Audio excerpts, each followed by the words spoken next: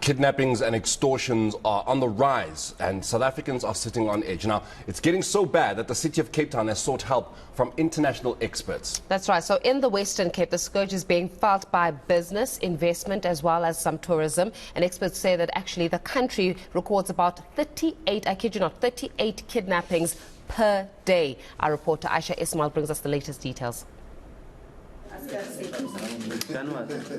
Not even children are spared.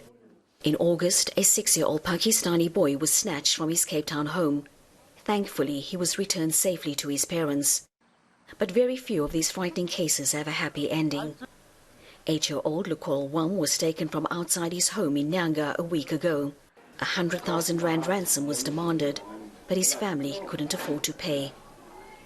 Days later, his small body was found almost 8 kilometers from his home. Many cases also detail severe torture, while victims wait for their ransom to be paid. That is, if families are able to come up with the money. Those who put up a fight are killed on the spot. In the latest incident, a 35-year-old woman believed to be a Ukrainian national was taken in Blue Downs in broad daylight. She's still missing. Extortions and kidnapping matters can never be tolerated. It should be condemned in the strongest terms, as it can ultimately leave our residents feeling unsafe. I am meeting with the Provincial Commissioner of Police in the coming days to address this very matter. The City of Cape Town says it's ready and willing to work with police to end the deadly practice.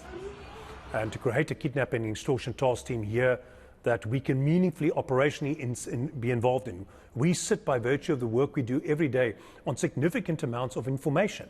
We have ratepayers' accounts across the city. We have a variety of business intelligence and crime intelligence that our officers gather daily by virtue of the fines they issue, the work they do, the information they gather through their enforcement.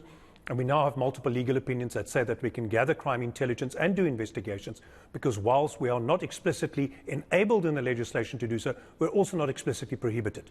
JP Smith says the city's priority is to protect its residents and visitors. Crime in general is sowing enough panic, but the threat of kidnapping more directly is a crime that makes people incredibly afraid. And it is having definite impact on the ability of the international community to trust us, to do business here, to visit here in person, and so forth. And we're starting to get a reputation akin to that of some of the worst kidnapping threat countries in the world. He says the National Police Commissioner has accepted the city's offer to assist SAPS, who already have a specialized unit in place. So we can bring all the crime intelligence, investigative, and other electronic tools, camera systems, everything else, the eye in the sky, drones, all other available resources to bear on these organized crimes. Smith says an intelligence-driven approach to policing is needed. Ayesha Ismail, Cape Town.